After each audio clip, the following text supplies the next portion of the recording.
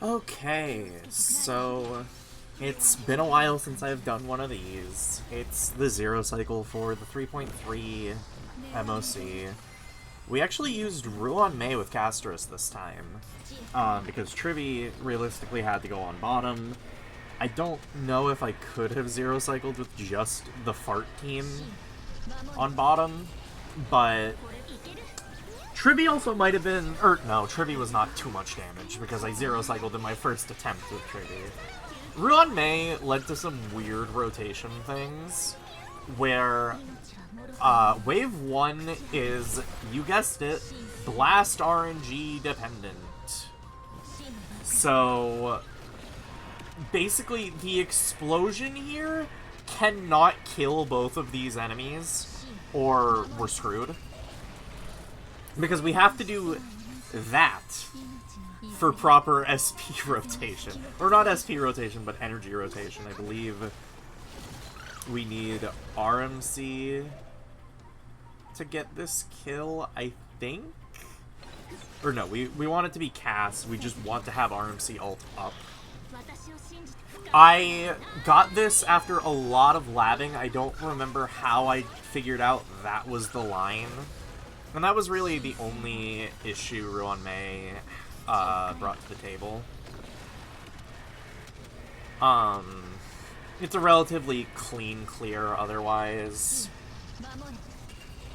There might be a little bit of RNG in this wave, but it also might have just been routing issues on my part.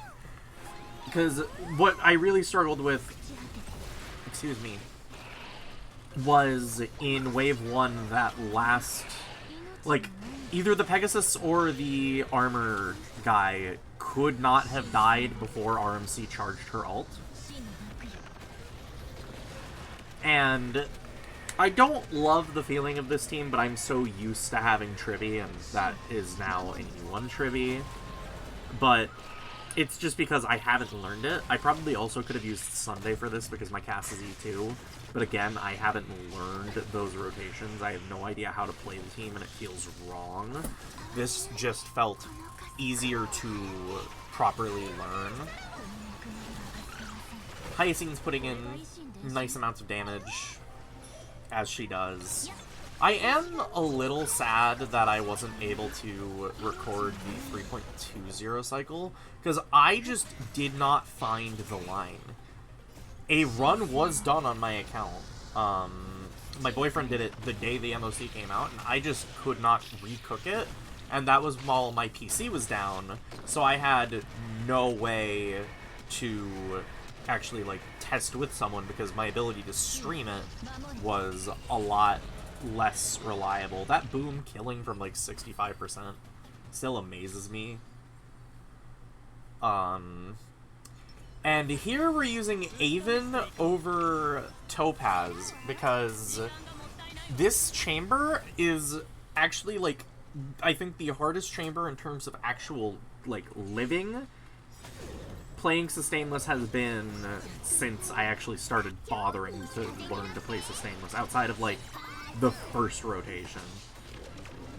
Aven just works so well into fast and hard-hitting enemies like this, especially Hoolay. I don't know if I needed Tribbie here, or if Topaz would have sufficed. I actually haven't tried Feixiao with this team, or with her normal team, because I figured I would need Tribbie. And I mean, it's E1 Tribbie, that's going to help a lot. She's getting nice juicy numbers, she's providing a little bit of AoE for this wave. She makes Feixiao hit rather hard. I mean, less hard than I think Sunday does, but I don't know. This was the easy part by far. If memory serves, my first attempt of 12-2 with this team was a zero cycle, whereas 12-1 took me like an hour of labbing to find the correct energy rotation. And just look at Aven's Feixiao stack gen into Hoolay. It's absurd. And then Feixiao chunks him for like 1,000,000. She's already back up to 4 stacks because of Aven and Tribbie. Aven gets an ult here, which I'm 90% sure gets him a follow-up attack. Yep. And Feixiao gets an ult. We almost don't even need it. Or no, we literally don't even need it to go into bar 2. Because E1 Tribbie.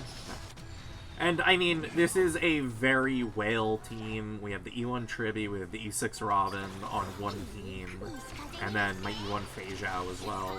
This isn't, like, relatable in any way. Or, I mean, the E1 Tribbie's a little relatable. And the E0 S0 Aven's relatable. But this performed really comfortably. I don't even have to bother waiting, just because I know Feixiao is going to kill in the next ult. So, skill, follow-up attack, Aven normal, we get a Feixiao follow-up attack, and overkill of the century, just go for a nice little ult. And that side was fun.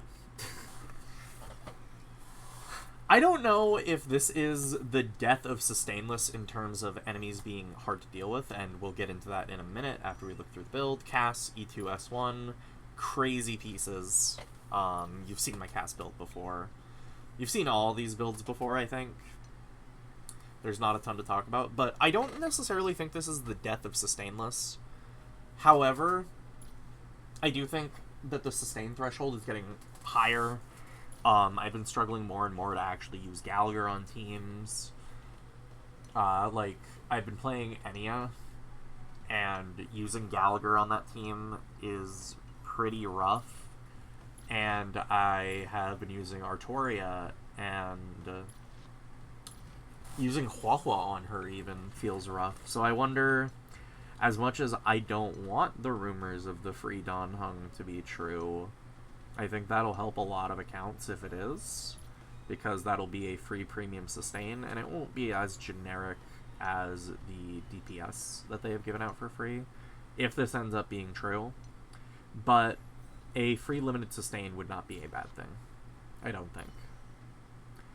I'm not sure if this is just Sustainless is starting to become unreasonable unless you have, like, perfect DPS, or just Aven versus Hoolay is such a lopsided matchup, and that side is extremely damage heavy for no real reason, so you kind of want to sustain anyways, and Aven just provides everything you would want out of a stack gen tool for Feixiao. But yeah, I just think it's funny that I had to use sustain on both sides, and I mean, obviously part of that is Cass needs a healer to function, but I don't know. This was an interesting clear. Next MOC seems kind of scary. If memory serves, it's not Japard yet. Japard is a couple rotations out. Let me look this up really quick.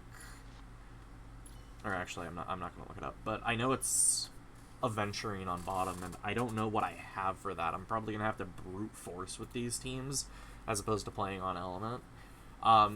Here's the Artoria build for just completely unrelated things.